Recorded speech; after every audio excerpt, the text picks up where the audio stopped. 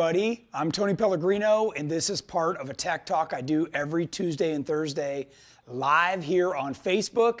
Thank you for joining me. I hope everybody is doing well. I have been running ragged all over the country, and pleased that you guys have taken a few minutes to join us here and watch today's show. I've got lots of good tech tips for you. Related to bump stops and shocks. We were over at the Fox Experience today, and I want to cover all this stuff, including a little recap on Jeep Beach, where I just was for the last few days. So, Deb, who all we got coming online joining us? We've got lots of friends with us. We've got Heiko Papas, we've got Nana GenRight, we've got Terry Modes, Stephen Horsch, awesome, Deborah Carnell from Chandler, Matt and Julie Hayer, Terry Witt, Corey Bovey, VB Tom, all kinds, some new people and some regulars. And I want to thank, if you guys are watching that I just met back at Jeep Beach, I want to thank you for coming up, shaking my hand, telling me how much you enjoyed the tech talk. I loved interacting with you guys to make sure that I'm covering the subjects that you want, and I really appreciate, and it was just really nice to meet everybody. So thanks again for joining us. I do appreciate it. Today, we've got Jamie, Alex, and Debbie here to help me run this whole thing and answer all your questions. So let's go ahead and get started. As always, we welcome your questions and comments. That's done through the comments section.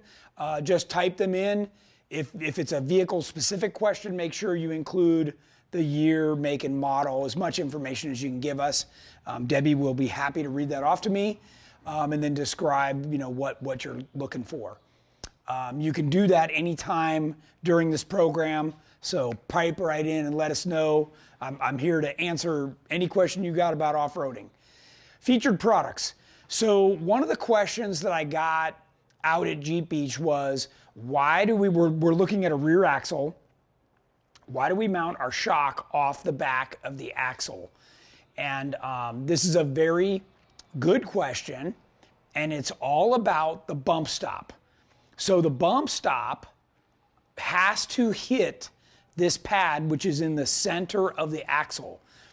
If the bump stop is leveraged off anywhere, what'll happen is, as the vehicle bottoms out, it's going to jerk the control arms, basically the whole rear axle, and really upset the johnny joints and everything, and it creates wear.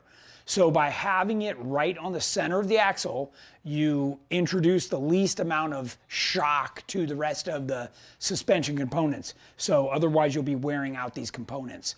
So I've got another angle of this. So again, you can see how the bump stop comes down and hits that. So common question, why is that off the back? This does help us package the whole thing. We're trying to move the spring and dampening control as far out to the wheel as possible. On your stock vehicle, it's way over here. So when you go from here to the center of the tire, you've got about 18 or 20 inches. And on ours, you've got, not very much. So that dramatically changes the feel and predictability of the vehicle. So that is our tech tip for the day. Hey, Tone, we got a Gladiator question. Okay, sure. Ben Calcara, do you carry a tailgate rear tire carrier for the Jeep 2020 Gladiator? Great question. We actually made a whole bumper tire carrier for the Gladiator. I was very unhappy with, if you're familiar with your Gladiator, the frame ends, and then there's a cross member that bolts in that's actually the receiver hitch. And a lot of that is leveraged back off the frame. So I wasn't very happy with the way that whole thing worked. I just talked to a friend of mine who made his own bumper tire carrier, and he told me, he's been running it for about 2 years now, that the frame actually bent. So he goes, you really got to be careful about doing something like that. Now, I think your question was one in the bed, replace the tailgate and put it in the bed. We already make a generic tire mount that's like that, with a big wing nut and a rubber damper that would hold that. if you go over to our DIY parts section, you can screw that thing right down to the bed and put it right where you want it. So check that out, and I think that might satisfy what you're looking for. So. Tony, GenRight Dave wants to know what your opinion is of stroker builds. He just killed his 4.0 last weekend, and he's not in a place to commit to an LS right now. Yeah, so first off, I'll say a couple of things. One is even your stock, I don't care if it's a 4.2 or 4.0 six-cylinder, they go away really slow. And, I think stock was 150 horsepower, right? So it's been losing power for a while, and when it finally gives up the ghost, even if that was fresh, you'd have what would feel like an abundance of power. That said, obviously a stroker adds more power, and I can tell you this. I rode in Andrews recently. Where you really notice it is at freeway speed. So, you're pushing a bigger vehicle, lifted right on 40-inch tires down the freeway, and Jeeps aren't exactly aerodynamic, so you can use that extra power to propel your vehicle down the road. His 4.2 easily kept that thing at freeway speed, and the stroker, and gave him a little bit of extra power to, if he wanted to pass somebody or something, where he didn't feel like he was pinned all the time. So to me, it was a nice upgrade. I don't know what the smog legality, all of that stuff is, if you live in an area like that. But it did seem like it had just the right amount of power to really keep the thing moving on the highway. Off-road, not an issue. When you're in low range, even a four-cylinder, has enough power to take you rock crawling. So. What else you got? Matt and Julie Hayer, what are the advantages of going with coilovers? Okay, so back to our picture that we were just talking about. So when you go to a coilover shock, not only do you get an extremely high quality shock with a huge piston, a lot more oil volume, better shafts, better seals, everything, but you also put the spring right over the shock. So now everything works perfectly in line. So nothing's fighting itself. In addition to that, there's two springs on here that create what we call a dual rate. So you've got your upper spring, which would be your ride spring, and then the lower spring, there's a set of secondary nuts or crossover nuts, some people call them, that when that kicks in, then the vehicle really is able to take more load, or it feels more predictable as you crawl over stuff. So really much higher quality. You'll notice the ends don't have rubber in them anymore. That's all a Heim rod. So you've got direct translation. There's no loss of suspension. Just really much higher quality. And then we move them way out toward the wheel, so you get much better spring and dampening control, and it just makes the vehicle feel more positive and predictable. So there you go. Jeremy Weathersby, 97 TJ, 3.5-inch lift. What would be the best steering setup for him? The tie rod ends are finally wearing down on 35-inch. It has a bigger tie rod, but still factory Y-link style. Okay, so easy upgrade would be to go with the what was Curry, now Rock Jock, a Y-link steering setup. They've got a nice one that's heavy duty. It's chromoly, direct bolt on. I believe we've got those on our website, or you can go to the Rock Jock website and buy those direct. That would be the easiest, cleanest way for you to go, and those work great. Corey Bovee, my question is on my 2021 build, which includes a lot of GenRight parts, but should I go with RCVs or chromoly axles, and why and who do you recommend? So RCV gives you the ability to actually get more turning angle out of the joint, right, than a regular U-joint. Both are high quality, both are going to give you better strength, for when you're crawling and keep you from breaking. But that RCV is going to give you a little bit more steering angle, and a lot of people like that, and they're easy to service. They've got a grease joint in the end that you can hit and push grease in there. So, really a nice product. Colby Scroggins, two-door JK Rubicon, building in stages with 2.5-inch springs, 37-inch tires. What shocks would you suggest for a daily driver and moderate slow speed trail use? Well, you are watching the right program, because that is the next part of what I'm going to talk about. And I'm going to describe each of the shocks and the progression and what I felt, and then you can decide which one's best for you. Can I cut to that now? Yeah, go ahead. All right.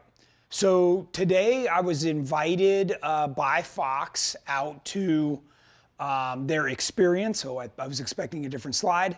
And what they did was they had several different vehicles, everything from stock 4-door JK to 33s, 35s, and 37s. So in those vehicles, what they did was they had their 2.0 IFP, so it's an aluminum body, nice quality shock. And I can tell you from stock to this, I felt a huge difference. I mean, it was amazing. Let me see if I've got what that next slide is. Okay, so they had this whole setup out there where they, really schooled us on what the internals were in the shocks. This is the stock Jeep right there. So what you did was you got in with one of the Fox techs and you drove around this course. I don't know, it was probably a mile or two. And it had all different kinds of rough sections in it. So the stock vehicle, the max we could go was 9 miles an hour, and we were absolutely beating the crap out of it. I mean, we were hitting bottom so hard that I think when Jordan, because I took a ride, I was riding, Terry Madden and I were going together, but Jordan rode behind me. He was just in line behind me. He said he hit his head on the window so hard because he was getting thrashed around there. So I thought that was funny. Okay, so there's the stalker. There's the one with the 2.0 IPFs on there. So just a nice upgrade. This, by the way, had like a 2-inch lift on it, just basics, and a little bit bigger tire, right? It was a 33. Huge difference. I mean, this vehicle, we were able to go 20 miles an hour across the same stuff. It was quieter, smoother, had better road manners. Everything was better about it. So that was a big eye opener, because what's cool is when you can hop in a vehicle and go on the exact same terrain back to back, you can really tell the difference. So it was very apparent. Do we have any questions on that so far? Or we're okay? We actually have one that's kind of appropriate to the bauble you were talking about. Mike Malosh, he bought a new to me 2008 JK. What's the best way to control the side-to-side sway? Or how to keep my head from bouncing off the passenger window to the driver's window? So we're getting to that. Okay. So next, so this is the 33-inch, and you can see the shock in there, right? The Jeep was silver. The next Jeep up was this one with their 2.5. Okay, now this shock has adjustable, it's called their DSC, and it's adjustable high and low speed compression. And this is the shock that you're looking for.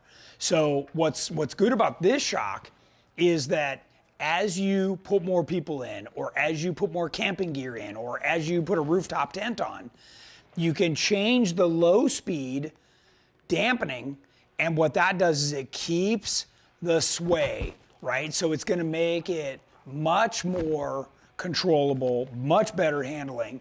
And this was on a 35-inch tire, just to give you an idea. So the vehicle sat a little higher, and this vehicle was absolutely more stable. So actually, I'm gonna back up. So once you got past this one, which was the 35-inch tire with that shock to 2.5, they had their 3.0s on this. And by the way, these are all bolt-in shocks. Now, this one and this one did have the Fox steering dampeners on them, which also greatly helped as they were going through the rough terrain. So, and I think I've got some pictures of that stuff too. So I'm gonna back up to the shock picture right here. Okay, So here you can see it looks like this shock, but now it's got a remote reservoir, and that's what has the DSC control on it. This is that third 3.0, also with DSC. It's located up here on the top. And again, a bigger shock, more volume. By the way, it's a 66% volume, so you get much better dampening control. It doesn't seem like much, and same here. You know, when you go from 2.0 to 2.5, it's a lot, okay? So, you know, from this step to that step is 120% difference. So it makes a big difference when you're talking about these shocks, okay? And I can tell you, you know, I was riding with the Fox techs, and we were talking about the different characteristics and how they were reacting. And some of this stuff was really sharp and bad. Casey Curry was driving this one, so it was fun. He and I, you know, riding together in that one. By the way, I checked to make sure that the tire pressure was equal in all of the Jeeps. I kind of got scientific. Jordan was out there just bouncing around there, but I wanted to know everything, you know, how it got adjusted, how it was set up. And what they did was when we left here, it was on a hard surface that had gravel on top of it. So what I would call the most squirrely kind of road. It was just completely flat. There was no grooves, and they were just like whipping the wheel. So it really felt good. All the vehicles felt like they had good control except for the Stalker. That one was like squirreling all over. So yeah, definitely made a difference. And now, before we get to that, there was, you know, that DSC not only helps the sway, but it's going to really, you're going to feel a big difference in just the amount of control and the ability to hit these bumps and not feel in your back, not upset the vehicle. And again, we were, you know, you went from 9 miles an hour to 20 miles an hour to 30 miles an hour in the bigger, with about and gaining more control and you know, not feeling out of control. So yeah, very interesting, and it's the first time I've been able to do that back to back and really be able to explain it. But it's a great way to have customers be able to understand this and know what you're in for. So the difference is 3,000. Oh, sorry, that's stock. The silver one was 3,000. This one's 5,000. This one's 10,000. So it's a pretty big price jump.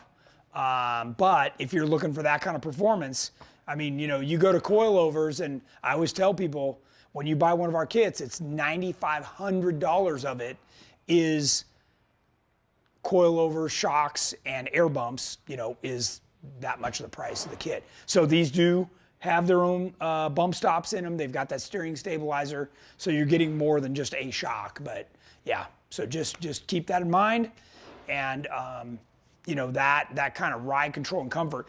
So Casey told me he's got one equipped like this. This is not his, this is Fox's, but he's got one very similar.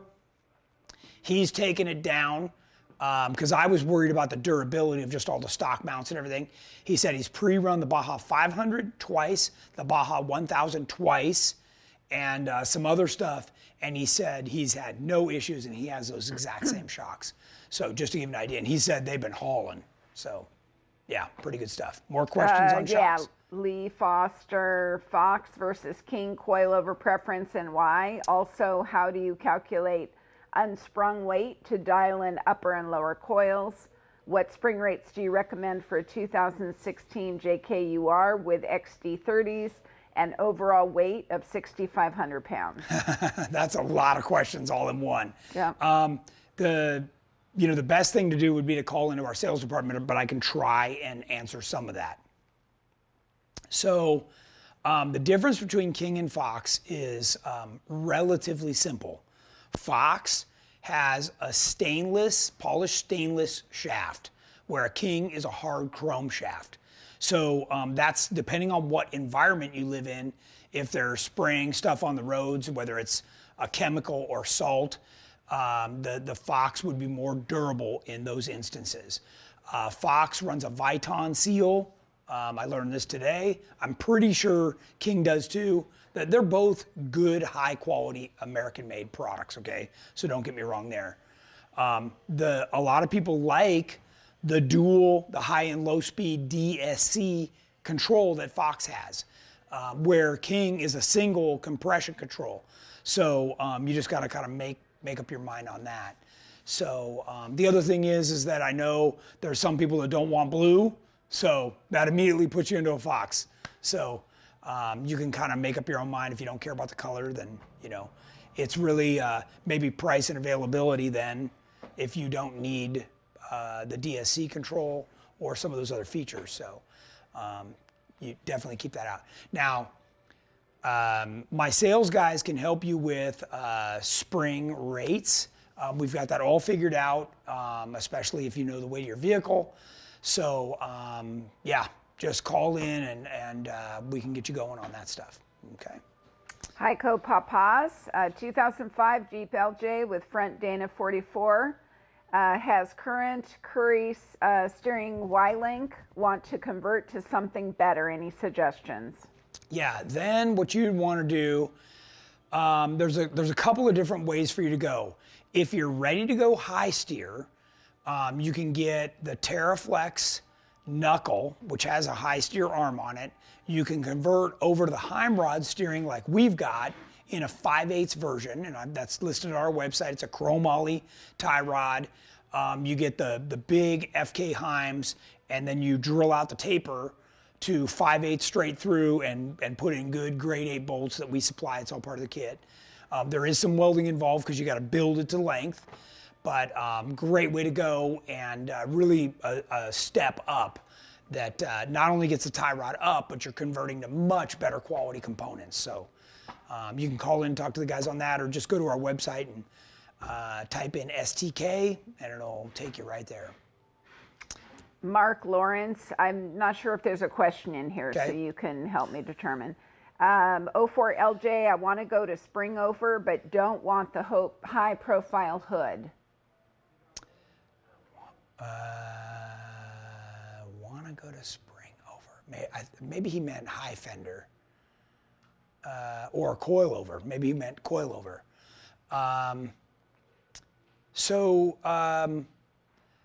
There's a couple of misconceptions about coilovers. You can build a coilover vehicle very low. It's all a matter of where you mount the shock towers. And most people who sell coilovers, the vehicles are not street drivable after that. Our coilover setups are much different. It's part of the setup that I was showing you guys, how we move all the spring and dampening control right out to the wheels on the front and rear, and it makes the vehicle very drivable on the street. That's part of the reason that as soon as we did my JL, where we just converted it over to coilovers, I've been taking it on big road trips and proving that it is roadworthy. In fact, it's better than it was. So even on 40s. So yeah, if it's done right, it's awesome. But you can't just take King or Fox shocks and bolt them in. It may look like it's simple and clean, and that's the way we do it, but there's a lot that went behind it on the position of the shocks, how much caster there is. There's a whole lot of factors that go into making that Jeep very roadworthy. So you get what you pay for. I guess that's all I can say. So if you've got questions, call in, talk to my guys, and they'll be able to get you set up with the right parts, or shoot me a direct message or a private message, and I'll be able to help you out. Okay. Stephen Williams, do you use limiting straps with coilovers? Always. So the last thing you want to do is be jerking on that shock. If you, Alex, I don't know if you can see this or not, but inside of a shock, there's a small nut on the end of the shaft. And what you don't want to do is you don't want to be jerking that nut, or eventually, it stands a chance of actually breaking off. So you always want to run a limit strap, and I don't know if I go back here, I think there was a limit strap in this picture. But what you're after is you want, the limit strap is, well, let's go back to the other one, is right here, and it tucks in behind the tank. But you want the limit strap ½ inch shorter than the travel of the shock. The limit straps, believe it or not, with the weight of the axle, stretch a good ½ inch. But what you're doing is you don't want to put all the stress on these ½ inch bolts, and you certainly don't want to put the stress on that nut that's inside the shock that would be banging against this cap at full extension. So you always want a limit strap. That's the best way to protect your investment. You know, you just spent almost $10,000 on shocks. Be smart and put a $25 limit strap on. So. Jeff Barnard, I read coilovers were more for high-speed wheeling, like in the desert. Is there any truth to that? Well, they can be. So a coilover, but it applies to all of the Fox shocks that we were just looking at too. So let's get back over to this picture. So each one of these shocks inside has the same piston and what they call Shim Stack. There's very thin washers on both sides of the piston. They're heat treated and they're made of a certain thickness and diameter, and they stack in like a little cone. And those washers flex, so the faster you go, it pushes the oil through and it flexes the washers out of the way. Now, a shock is speed sensitive. So if you go slow, what happens is it just blows through the travel. That's part of what the DSC does, is it sees that and tries to slow everything down. But a standard shock will just blow through the travel if you're going slow. Now, the moment you start to go fast and you make the oil push through this piston and the shim stack, then it starts to work. A coilover is exactly the same way. It's speed sensitive. Now, just like I explained here, the bigger you get, so keep in mind, once you go to a coilover, you're typically getting a bigger shock. So you've got that 66% more valving, more dampening, okay? So that dampening is automatically gonna feel a lot better, certainly if you go fast, right? So they make coilovers in a 2.0. That would be like the basic coilover. And those work just fine, and those are great for rock crawling.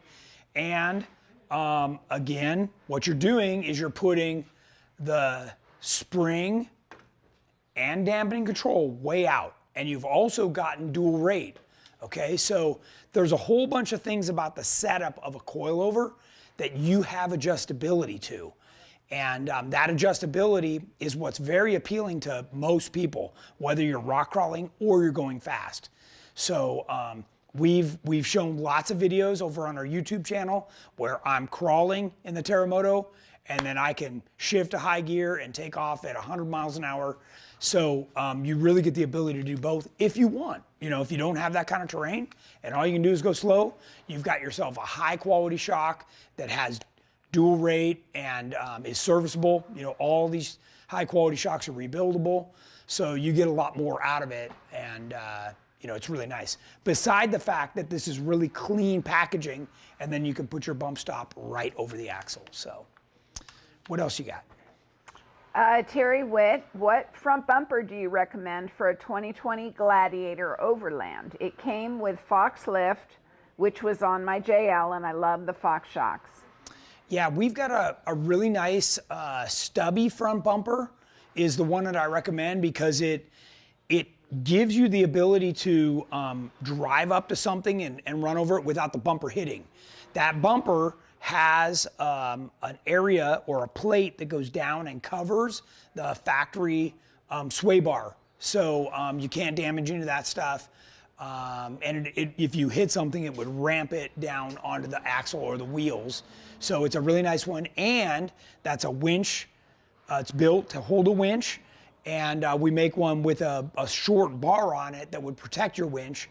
So whether you're driving up to something or somebody backs into you, it helps to protect your winch, and that's really nice. Those are all aluminum, and yeah, you should check that out. It's definitely a nice quality product.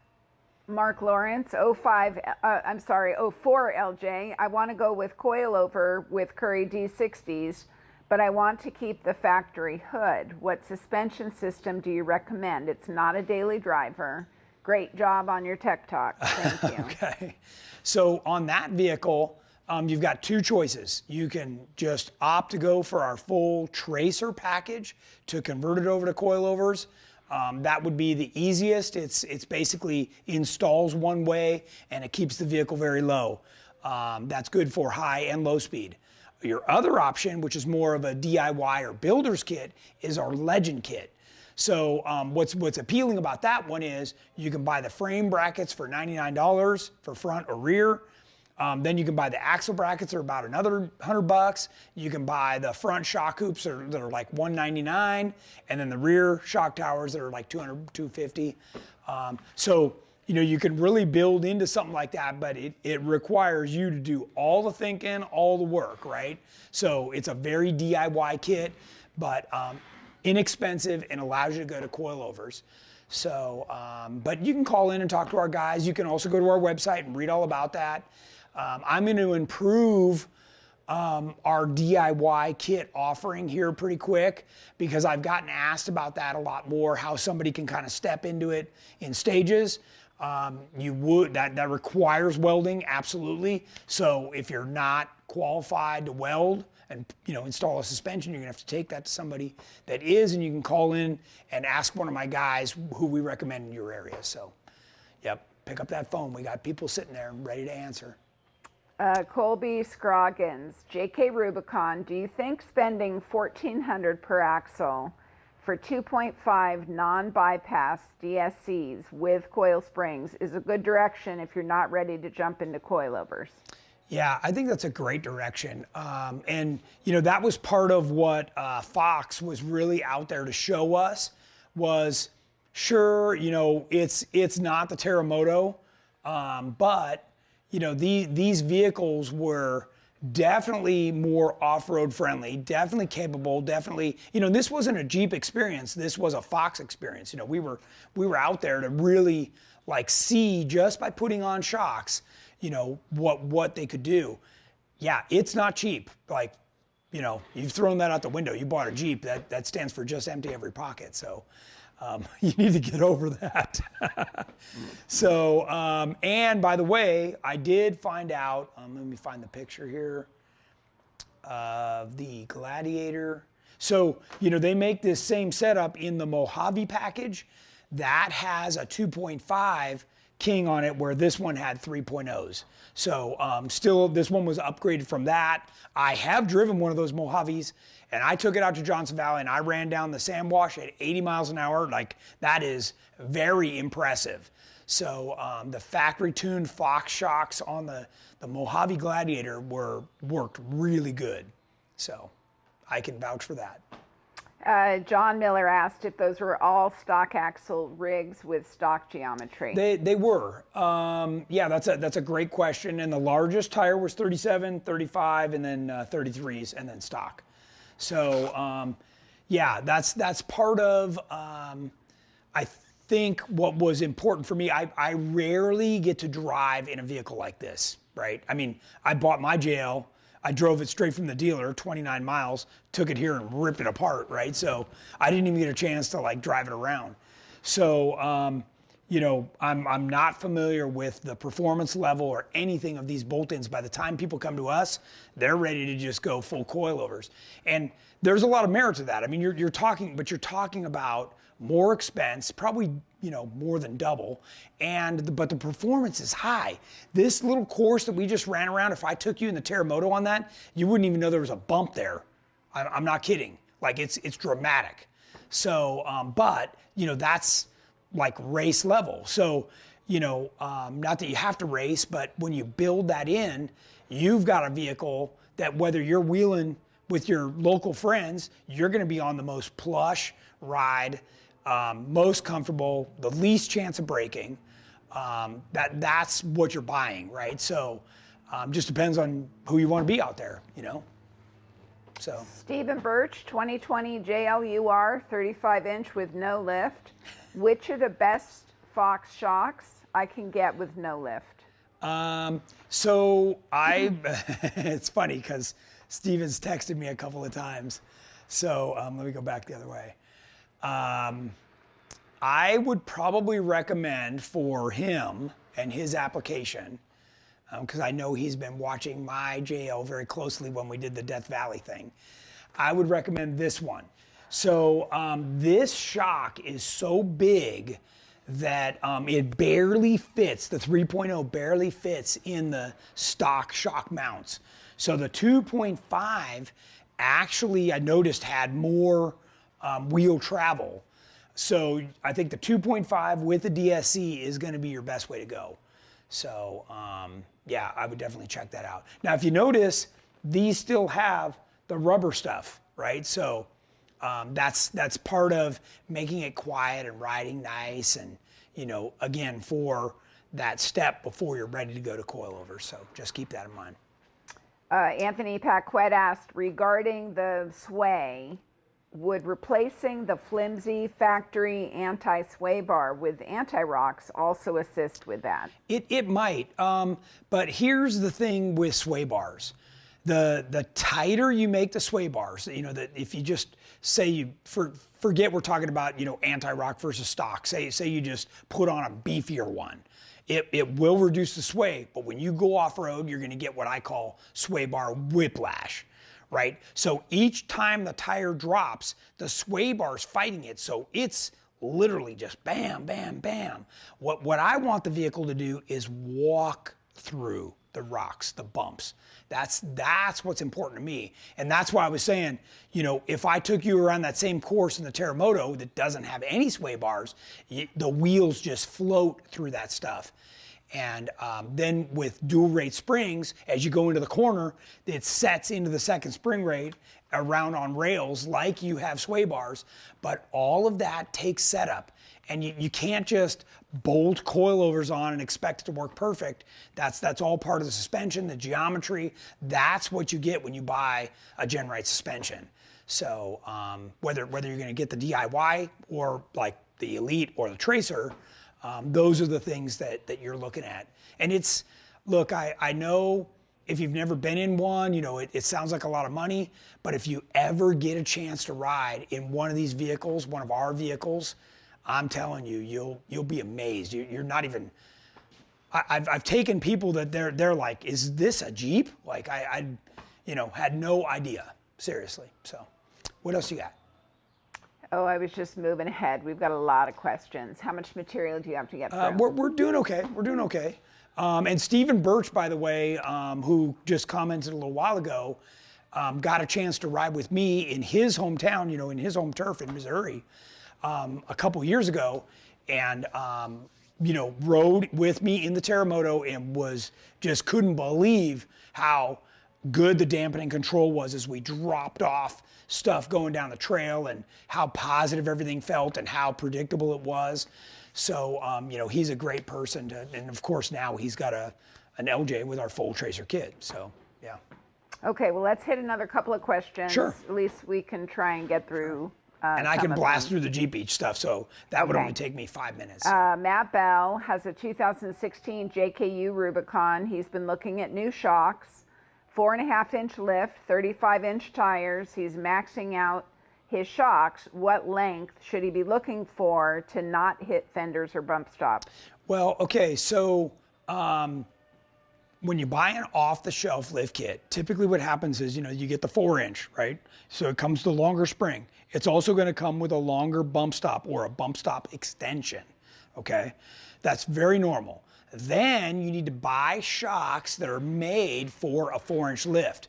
So what'll happen is they've got a longer body right here, and that will allow for the shock not to top out all the time and not bottom out hard, because you don't want this to hit the bottom before it hits the bump stop.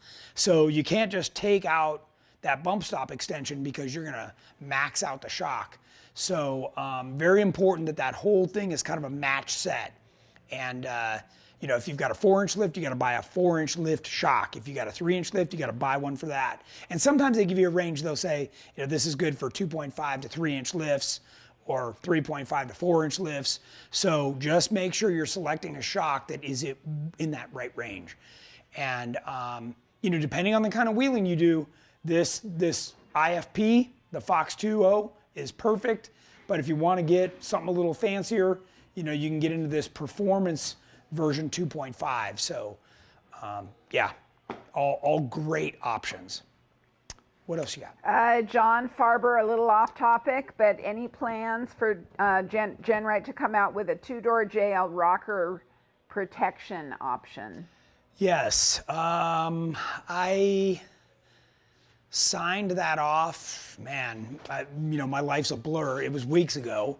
And as far as I know, it's into production. And we should see that anytime. Call in and talk to my sales guys.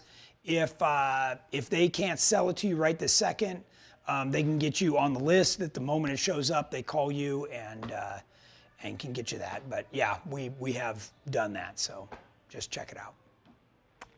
Bobby Belomi, 07 JK. He's going with 35s and flat fenders, 1 3/4 inch Daystar puck lift. Yep. Or do you think he should go with JKU springs? No, that's fine. I had a JK with 35s and that 1 3/4 puck lift. The benefit to that small lift and the fenders is that you don't have to deal with the drive shafts, you don't have to deal with the brake lines, you don't have to mess with the steering. The moment you go over that, you've got to fix all those things, okay? And if somebody tells you different, they don't know what they're talking about.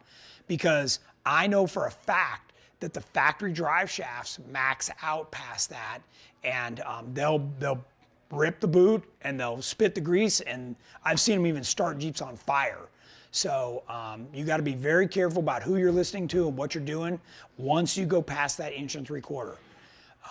So yeah, and look, it's all stuff you should replace anyways. It's just a matter of what your budget is and how soon you can do it. You should always put new drive shafts in. Get rid of those factory things. They're junk. Get some good quality JE Real drive shafts in there. Get better quality steering. And, then you're going to have to put extended brake lines on at some point, which are usually braided steel, much better quality. But I just want you to be prepared for each of those steps because each of them is pretty significant. Drive shafts are going to be $1,500. Steering's going to be $1,000. You've already spent money on tires and wheels. You got to get shocks, right? It just adds up. Next thing you know, it's $4 or $5 grand. So, yeah, just be prepared for that. What else you got? Keith Crum, how well did the seals on the coilovers hold up in mud? The seals hold up really well. In fact, even on these shocks, these all have what's called a scraper, and then the real seal is hiding behind that. And so the scraper does a lot of the work. And, of course, if you've ever wheeled in mud, I always advise that, immediately when you're done, you get to washing it, so that it doesn't harden up on there. If the mud gets a chance to harden up, then you can damage the scraper, which would eventually, get to your seal. But these are Viton seals, right? These are like the highest quality, chemical resistant, like it's high temperature, the best seals you can buy. So, if you've had regular shocks last, these are going to last even longer. So, and these are all serviceable, right? So if you do damage one, fully replaceable, serviceable. So. Brent Flanagan, do you have an idea of the lead time on TJ coilovers right now? Okay, so that's a broad question because I don't know whether you're looking for 12s, 14s, 2.0s, 2.5s. To give you that answer, we, by the way, we stock a ton of shocks. If we didn't have them, I'd be amazed. But you need to call in and talk to one of my guys to find out what your application is, make sure we got the right springs and everything that you need. But yeah, I'd be surprised if we don't have them. So. Keith Crum, will you be in Tennessee for the Jeep invasion? Not sure yet. It's on my radar, but that honestly, based on my schedule, that's like light years away. So I'm going to make that decision as I get a little closer. Robert Wheeler, what's your opinion on the difference between the GenRight 4-inch lift using stock brackets or the RK 3.5-inch long arm new brackets weld on for a JKU 2017? Well, I'm always a fan of replacing the brackets. Look, the stock brackets are cheesy And you can only do so much with the stock brackets. But there's a lot of people who don't want to cut and weld in their frame. I get it. They just want something that'll bolt in. But you just have to understand, when you want just bolt in, you can only do so much. So as long as you understand that, then you're going to be happy. And, you know, honestly, there's a lot of bolt-in kits that do pretty well. And, you know, like that 4-inch kit is designed for a family with a spare tire on and a hard top and hard doors.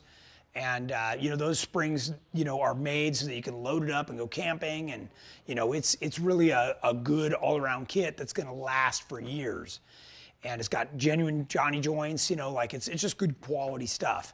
But it still bolts to the factory mounts, so frame and axle side. So just, you know, food for thought, okay? Danny Ashley, any idea when the JKU GenRight doors will be hitting the website?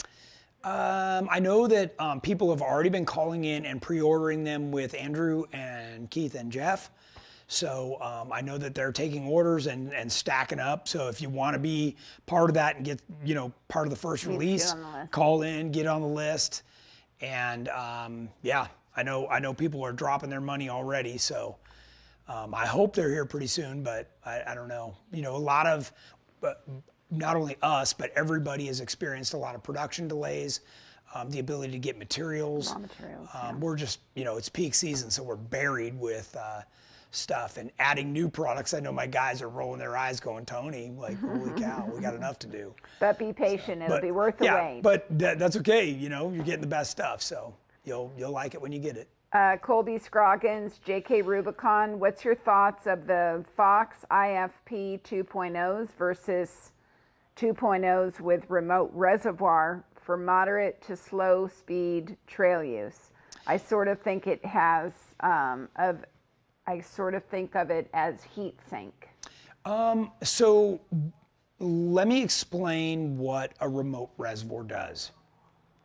So a remote reservoir has a floating piston inside of it. You can see it right now. It's all the way down on the bottom of this one, but it's in the middle on this one. So what happens is you take this little cap off and you charge this with nitrogen. So on the other side of this is oil, okay? So what this compartment does is, as this shaft goes up inside, this piston floats because the oil volume is changing in the shock, okay? So the oil is traveling through this hose and moving into this, and then when the shock extends, it goes back.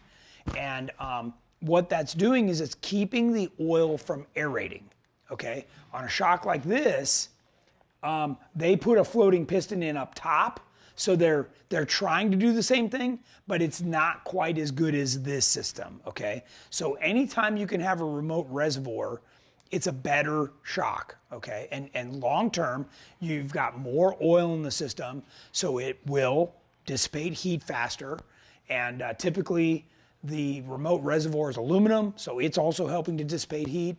So yes, all good things. Now, back to your question, do you really need it?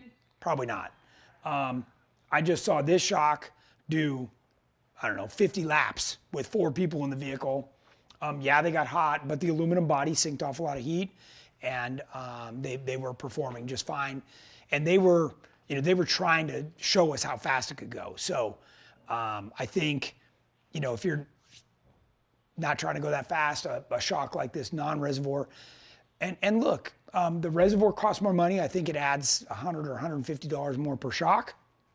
And what's even more important is you got to put it somewhere. Okay, so now you got something else. You got to find a place to mount.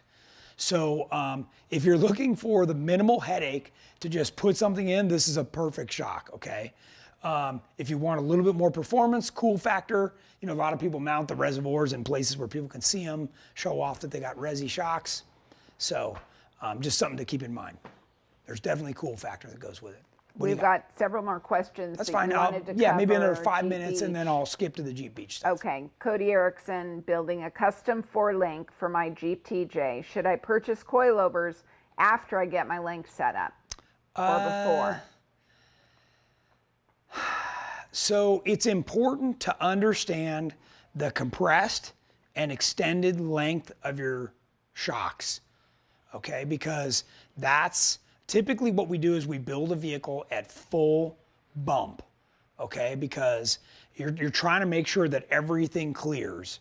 And as long as you know what that compressed length is, then you can go to the extended length. So typically what we do here is we've got bars. So they're flat pieces of metal with 2 holes drilled in them, one at compressed, one at full extension, so that we can move the suspension components and check how they fit. Now, there's more to it than that. You're just talking straight compression and extension. Now you start to articulate. And when you articulate, what happens is the axle falls under the Jeep, so the shock goes from slanted to like straight up and down, or worse, it's past straight up and down, which means it might be hitting on the frame. So if you're, this is the whole thing about DIY stuff, is you really need to have your eyes open, and you have to have the ability to cycle the front or rear axle in every possible direction, the full range of travel for the shocks you tend to put on, to make sure everything clears. I can tell you very few people do it, and it never turns out right, and it's always a big mess. So just be careful. I personally, I'd buy the shocks, I'd get it all there, set up, tacked in, and make sure you cycle the daylights out of that. I'll give you an example.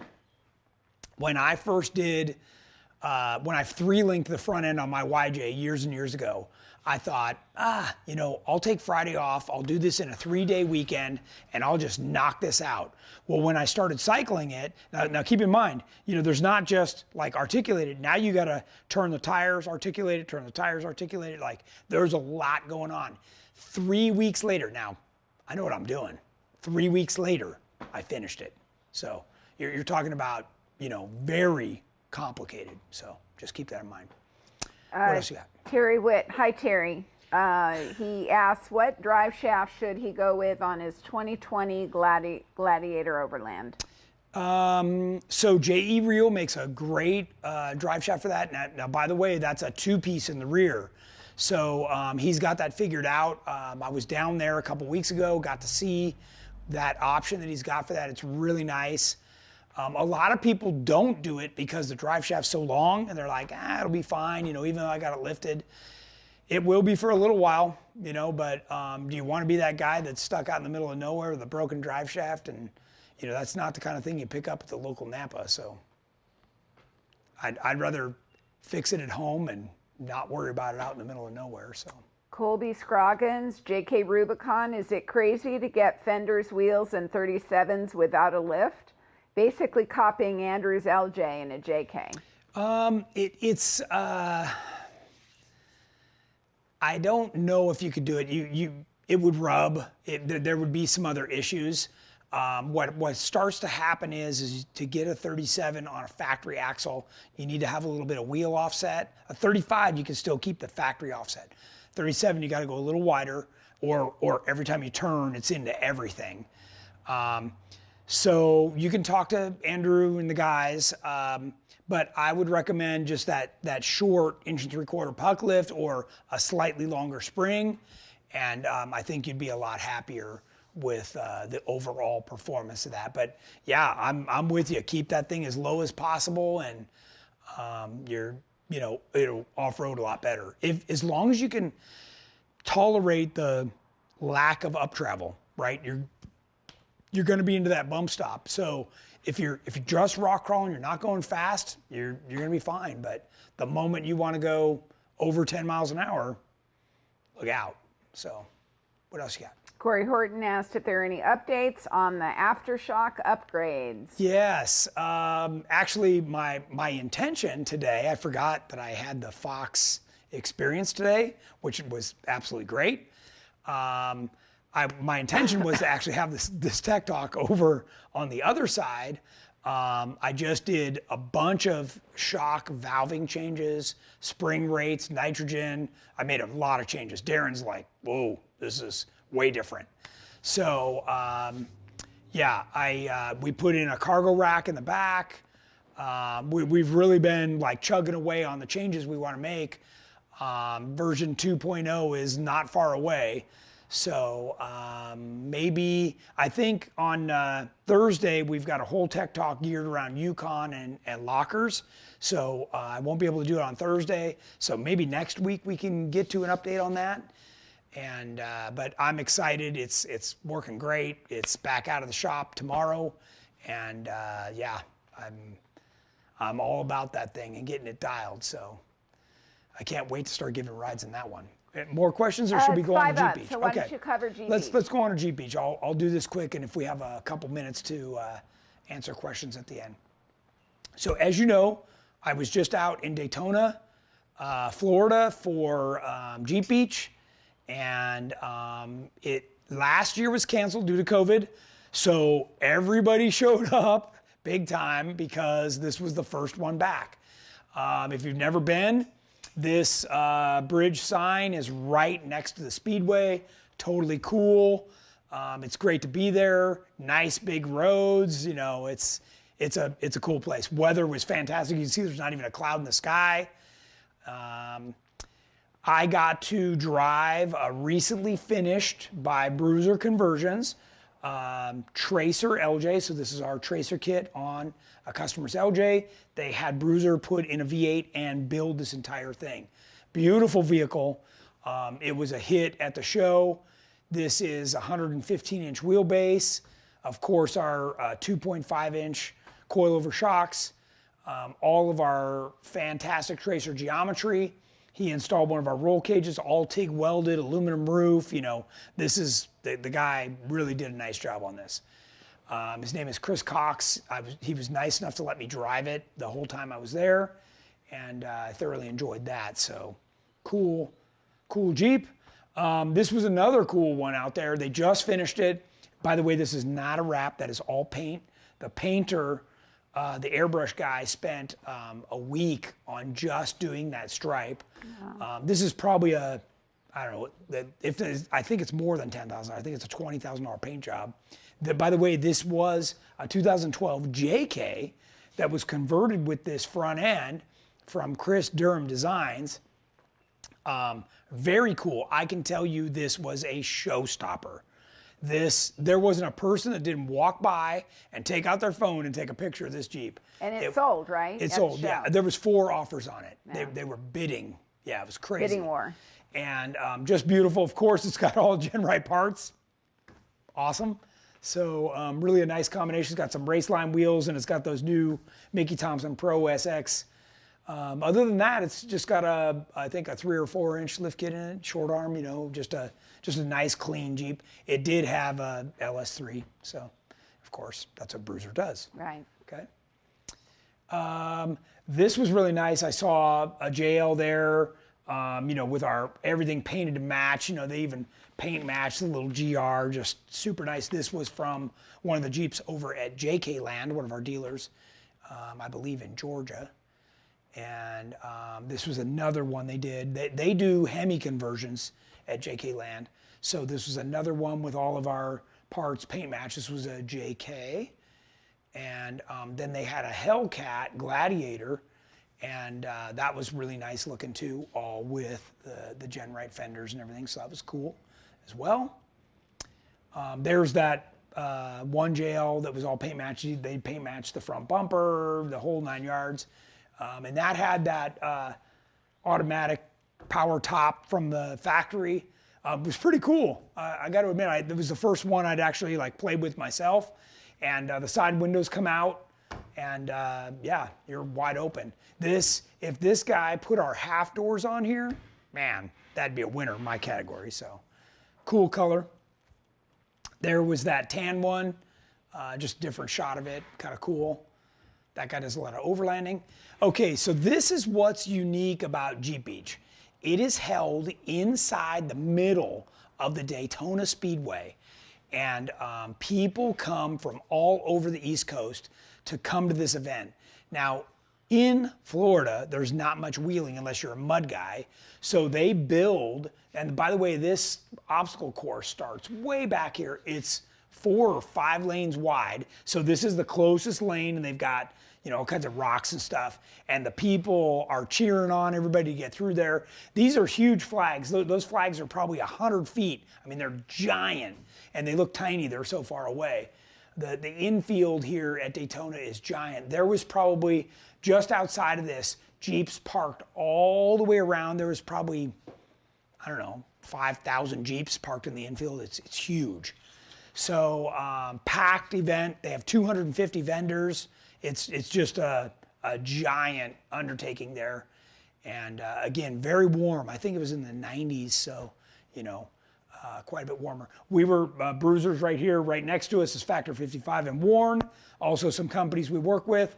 That's always cool to see our industry friends out there. This was a customer that had, so before the Gladiator existed, Bruiser built these converted trucks, which was pretty cool.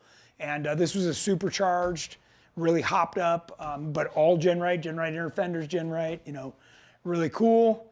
Good to see this guy. That thing sounded great too. This was over at our Jeep night that we did a live last week from. This was held at the historic Ormond Garage, and this place was really essential back when they raced on Daytona Beach. So a lot of cars were built here. There's a whole bunch of really cool old cars that made speed records and stuff inside here. And this is where we had our tech talk and our Jeep night party while we were down there, both Bruiser and I.